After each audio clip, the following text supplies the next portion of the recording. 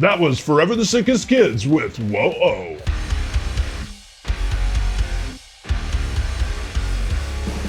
What's up, everybody? I'm Finn McKenty. This is the Punk Rock MBA, and welcome back to my Bands That Should Have Been Bigger series. In this series, as you can probably guess by the title, I look at bands that I think should have been bigger, and I try to figure out what happened. In this video, we are talking about one of my favorite genres, pop punk. Specifically about the Wonder Years, Set Your Goals, Forever the Sickest Kids, and the Somerset. But before we get into that, a couple things I wanted to mention. Number one, please check out the Punk Rock MBA podcast if you haven't. There's a link to that in the description. Number two, if you want to talk business with me, add me on LinkedIn. I'm going hard over there, and if you check it out, you'll see why. There's also a link to that in the description. But first, I want to thank Raid Shadow Legends for sponsoring this video. If you like your games grimy and gritty, then this one is for you. It is the exact opposite of all those like cutesy, fluffy, simplistic mobile RPGs that you've probably seen. This game is dark, it's super deep, it's actually really complex. What I like about this game is actually going to make you think about like your party and your gear and your strategy and stuff like that. And now the daily login rewards program for new players has been doubled from 90 to 180 days. Each day you can claim your free rewards, from energy refills, silver and gems, to shards, and a free barbarian legendary champion, Sile of the Drake. So go to the description, click on the special links, and if you're a new player, you will get 100,000 silver, which is the in-game currency you use to upgrade your gear and stuff, and 100,000 silver goes a pretty long way. 50 gems, 1 energy refill, and 1 free champion adjudicator. All this treasure will be waiting for you right here, and remember, the rewards will only be available for the next 30 days. So good luck, and I will see you there. And with that out of the way, let's get into it. Moved all my shit to my parents' basement and down to my road appointment. First up, the Wonder Years, and you may be saying to yourself, what are you talking about? The Wonder Years? They're a super successful band. And you're right, they are a successful band. They're by no means a failure, but remember, the title of this series is Bands That Should Have Been Bigger. And that is exactly how I feel about them and the whole like big four of sad boy pop punk, which would be them, Man Overboard, The Story So Far, and I guess Title Fight. Not so much The Story So Far, but the other three bands on that list anyway. But the reason I'm focusing on the Wonder Years here is because if you go back to, maybe 2012, they were one of the hypest bands on Tumblr back then. And it seemed like they were poised to be the next Day to Remember. And it's easy to understand why they had so much hype back then, because they did a lot of things right. Or at least a lot of things that made them a perfect fit for Tumblr, which, remember, back then was super active and super relevant, especially with, alternative people in their teens and early 20s. In other words, the exact demographic for sad boy pop punk. I'm so stoked. That was sick. For one, they had their mascot, Hank the Pigeon, which was just the perfect exact sweet spot for Tumblr. It was cute and fun, but not too cartoony and childish like the neon cartoon monster stuff that was popular a few years before that I've talked about so much. If you remember, the way Tumblr worked is you could reblog stuff that other people posted, basically just like share it on your own timeline. And pretty much anything with Hank the Pigeon on it was guaranteed to get reblogged hundreds, if not thousands of times. It was one of the most popular things on pop punk Tumblr at the time, along with, of course, the iconic Man Overboard Defend Pop Punk shirt, which added up to an absolutely massive amount of brand exposure for them. And second, Dan is a great lyricist, which played out in two ways. Number one, their lyrics just really perfectly capture that, like, what the fuck am I doing with my life? Am I gonna be alone and broke and miserable forever kind of feeling that I think almost all of us have in our teens and early 20s? And more specifically, I think he was really good at writing those iconic kind of catchphrases that became part of the culture, including what I would call like the definitive lyric for that whole generation of pop punk bands. And that line was, again, just a perfect fit for Tumblr culture and Tumblr content. As I talked about in my sad boy pop punk video, which you should watch if you're into this stuff, there was a whole like genre of Tumblr posts that were photo edits of pop punk lyrics over like a desaturated picture of a forest, or like a couple of snapbacks holding hands or whatever, or the hardcore style crowd shots with varsity font lyrics. And I know that line and just the Wonder Years lyrics in general were reblogged millions and millions of times in edits like those, which again, think about what lyrics and content and songs and ideas that you can put out there that will take advantage of whatever social media platform is blowing up right now, like Tumblr was back then. For example, I think one of the big reasons why Falling in Reverse has blown up so much in the past couple years is because their song Bad Girls Club blew up on TikTok. So why do good girls fall in love with me? But anyhow, getting back to the Wonder Years, they got a bunch of hype on Tumblr and other social media platforms, but especially Tumblr. And I think they played their cards very, very well here. Rather than just put out a bunch of crap that pandered to Tumblr, they took their time and instead released what I think a lot of people said was the best album of the year, The Greatest Generation, in 2013, which went to number 20 on Billboard, I believe. And I was kind of expecting them to graduate to that next level, the like Day to Remember, Sleeping with Sirens kind of level, but they just kind of didn't. So what happened? Well, first of all, I want to stress that it's not like they're a failure by any means. They still play to great crowds. They've got like 400,000 listeners on Spotify, and their last 2 albums both hit the Billboard Top 20. So they're certainly successful. It's just that, like I said, I thought that they would be even bigger. But I actually don't think that that means they failed or came up short in any way. In fact, I think it's just the opposite. What I think happened is that they chose to take a different path. Rather than optimizing for commercial success, I think that they took the same path as like The Maine, Dillinger Escape Plan, or Converge. Those bands will never be the biggest band in the world, and they don't want to be, because they're not optimizing for short-term commercial success. They are optimizing for longevity. And yes, I'm aware Dillinger Escape Plan broke up. You get my point. What they're trying to do is not be the biggest band right now, but build up a dedicated core fan base that's going to stick with them forever and support whatever they choose to do with their band. I mean, if Converge wanted to be the next big rock band, like the next Mastodon, they would do a lot of things differently, right? But they clearly don't want to be that, and I don't think the Wonder Years want to be that either, and I actually think that's a really smart move. Because yes, blowing up is great, but quick success oftentimes goes away quickly and also can really box you in creatively. So yeah, none of those bands are ever going to be headlining arena shows or getting sponsored by Fashion Nova or whatever. But I do think all of them and the Wonder Years will be able to continue playing whatever music they want for the rest of their lives. I think because they've optimized for longevity, they're always going to have that core fan base that supports them. And as an artist, what could be better than that? Sounds like a dream come true to me.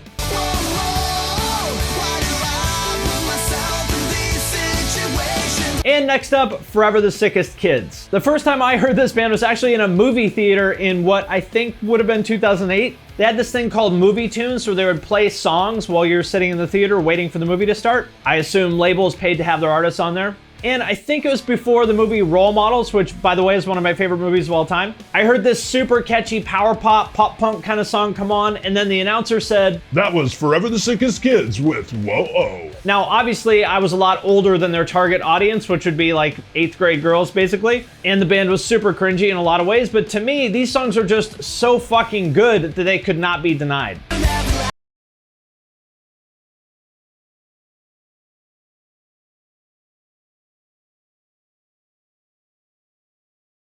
First album, Underdog Alma Mater, is an absolute fucking masterpiece. If you haven't heard it, go listen to a high quality version of it on headphones, give it your full attention, and you'll see what I mean. This is easily the most ambitious and musically sophisticated album of this whole scene. Aside from having just like really big catchy hooks, the arrangements are absolutely ridiculous. There's 3 singers, there's several guitar parts going on at any one time, there's synths, there's electronic drums, there's acoustic drums. It would be very easy for that to turn into just a complete mess, but they make it work perfectly.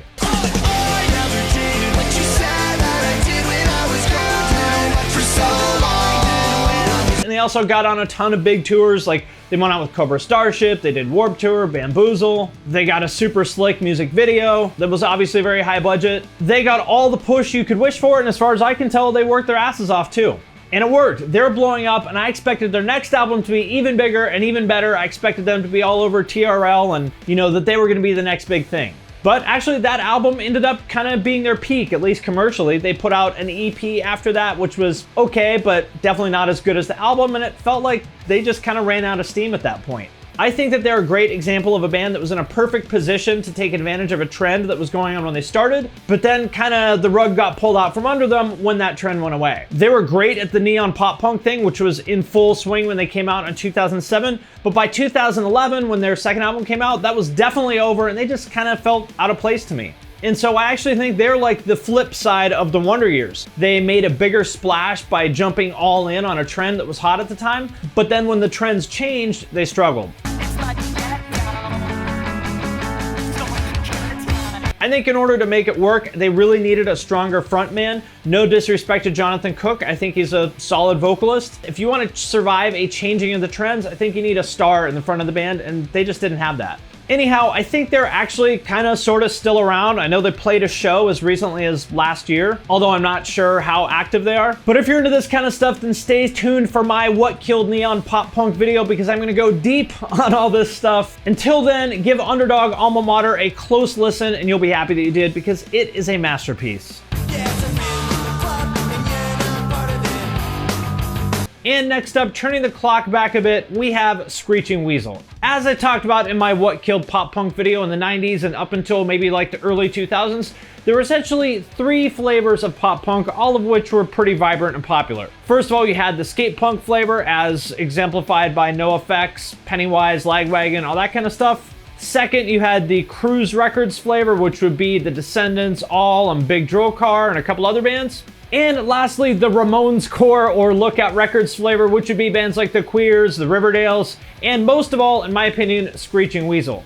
And in case it's not obvious, the reason why I call them Ramonescore is because all these bands borrow very, very heavily from the Ramones, to the point where they covered entire Ramones albums. It's really hard to get data on anything going this far back, but I read Larry Livermore's autobiography. He's the guy that started Lookout Records, and from what he said in there, they sold a respectable amount of records, like a couple 100,000 probably, not millions like Green Day, but a couple 100,000 is great for an underground punk band in the 90s. So they were doing well, and they put out an absolutely insane amount of material. Something like 8 albums and 10 7-inches in the 90s alone. And I don't know that I ever saw them being like mainstream. You know, I don't think they were ever going to be the next Green Day, but I did think that they would maybe break through to that like NoFX level. But that never happened, and I have a couple thoughts as to why. First of all, I think their music was good, but only good, not great, and putting out album after album and 7-inch after 7-inch of songs that sounded exactly the same probably didn't help. And second, their singer Ben Weasel, it honestly just seems like a giant asshole that probably ruined a lot of opportunities for himself by being a really difficult, unpleasant person. The ultimate example of that, as some of you guys will remember, back in 2011, during their set at South by Southwest, he ended up punching 2 different women while they're on stage.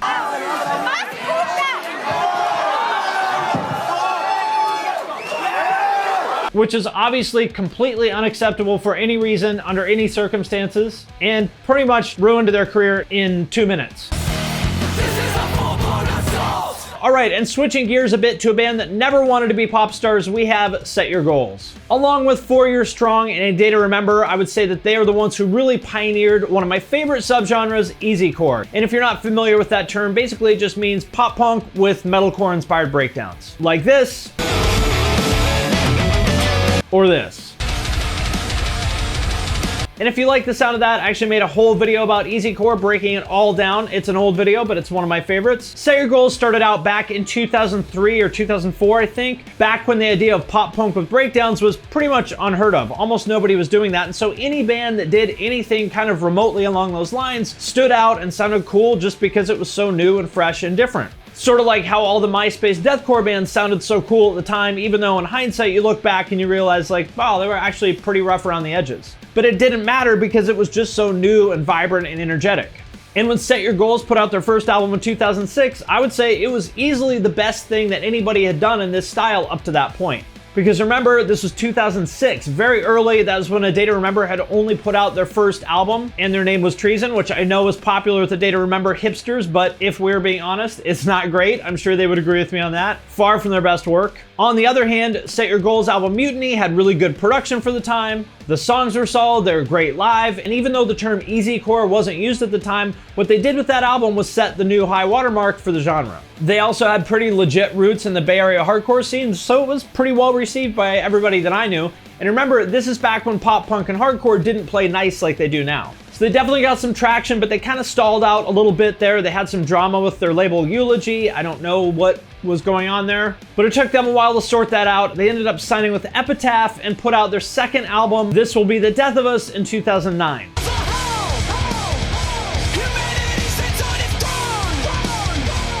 And I think that like layoff period really hurt them, because this album would have been great if it came out in 2007, but in 2009, by this point, the rest of the genre had really caught up and probably even surpassed them. 4 Year Strong had put out Rise or Die Trying, which was basically Mutiny, but even better. Smaller bands like Fight Fair and City Lights had put out great EPs that I think kind of moved the genre forward. And most importantly, in January of 2009, A Day to Remember put out Homesick, which was easily, no question, hands down the best thing that anybody in that genre had ever done. And in my opinion, probably still ever has done. And to me, Set Your Goals sounded just kind of the same as they did in 2006, which wasn't bad, but was just kind of dated compared to what the rest of the genre was doing at that point. And they just kind of lost steam. That said, huge respect to them for a couple things. Number one, pioneering the genre of easycore, which I love. And number two, bringing a dose of hardcore culture into pop punk, which is a big deal. I think that is a big part of what has transformed the culture of pop punk into what it is today. And next up, a band that has a somewhat similar story to Forever the Sickest Kids, the Somerset. They were another one of those bands that got plugged into that big major label kind of machine and did get some success, but never really got that kind of mainstream breakthrough that they were looking for. And in that world, it's kind of go big or go home. Like if you don't become a mainstream star, you've failed, even if you were actually pretty successful. It's kind of weird. And really, that's their story in a nutshell. And to be clear, that's no disrespect to them. I know they worked hard as hell and they should be very proud of everything they accomplished. It's just kind of, that's the way that world works. To make a long story short, they started out when they were actual kids. Like I'm pretty sure they were still in high school or maybe just out of high school and they put out their first EP. Then they got picked up by Razor and Tie, which is not exactly a major label, but kind of sort of is. It's distributed by Universal and it has the kind of resources that a major label would, because as some of you may or may not know, they're actually the label that put out Kids Bop. Kids Bop music in full effect, which has sold tens of millions of copies. I'm sure the owners of this label got rich as fuck from that series, and it also gave them the resources to sign and develop newer bands like the Somerset.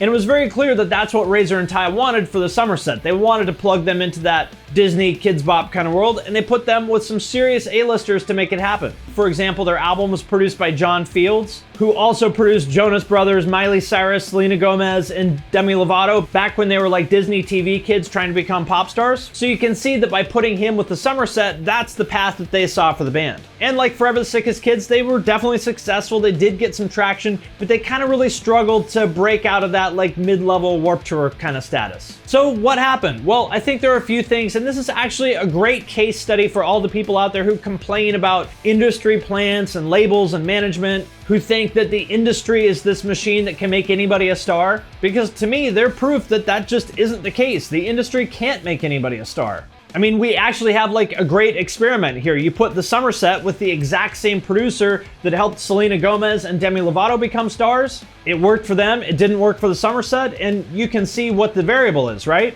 Well, again, I think it comes down to charisma. And I think the Somerset's frontman is definitely good, but he just isn't cut from the same cloth as a Justin Bieber or a Brandon Urie. Just not that guy. And that's not a knock on him. I think star power is something you're born with or not. So it's not like he did anything wrong. All we can do is play the cards that we were dealt at birth, and I think they did exactly that. These guys and girl worked their asses off for years. I mean, if you watch this band, it's very clear that they hustled as hard as they possibly could, and I respect the shit out of that. They're grinders. It's just that no matter how hard you work, no matter how many resources your label or manager put into you, all that can only go so far, because in pop in particular, it's really all about that charismatic frontman or woman. Without that person, there's a ceiling to how big you can get. And like I said, in the pop world, it's kind of go big or go home. Either you are a mainstream Billboard top 10 star, or the label and management is going to drop you and move on to the next person who they think they can turn into that. It's kind of ruthless, but it just is what it is. That's the way that machine works. So again, no disrespect at all intended to the Somerset. I know they worked super hard.